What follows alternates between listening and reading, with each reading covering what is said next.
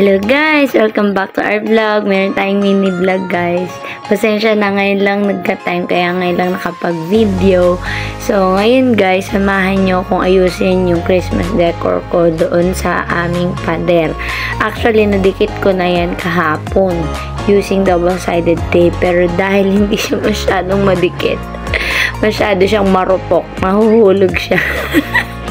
Kaya ayan, nag-decide ako na gagamit na ako guys ng glue gun with glue stick para talagang matibay na matibay ang pagkakadikit ko dyan sa Christmas decor.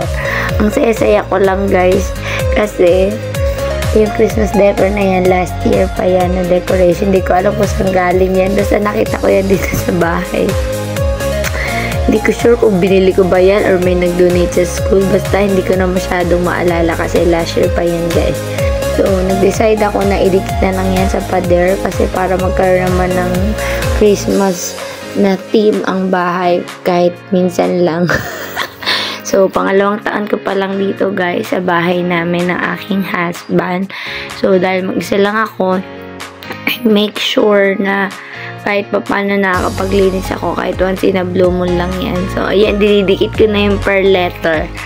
So, minsan kasi nakaka-good vibes talaga kapag maayos yung bahay, malinis yung bahay. So, kapag may time ako, I make sure na nakakapaglinis ako kahit pa konti-konti sa bahay.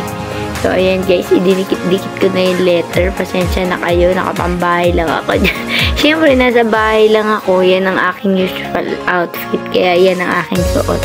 Kayo ba guys, nagde-decor din ba kayo ng bahay nyo? Or nagpe-prepare na rin ba kayo para sa Christmas season? Ako kasi, ngayon lang yan. Kasi madalas sa probinsya talaga kami nagse-celebrate ng Christmas.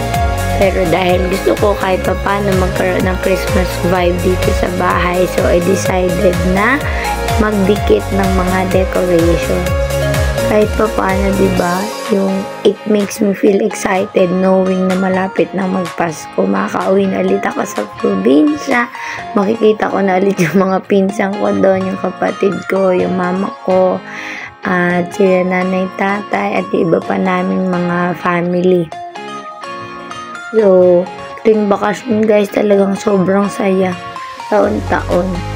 Kapag Pasko na kakalimutan namin yung pagod sa trabaho. Tapos alam mo yun, masaya lang sa feeling na aside from work, meron ka pang social life kasama yung family mo.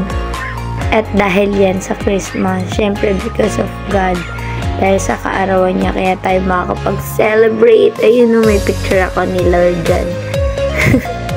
So, ayan guys, salamat sa pagsama niyo sa akin mag-decorate. So, tuwan-tuwa ako dyan, kaya sinishare ko lang sa inyo. Pasensyahan nyo na itsura ko. Hindi pa ako dyan naliligo. Ganyan talaga pag taong bahay guys. So, ayan, pinapakita ko lang sa inyo.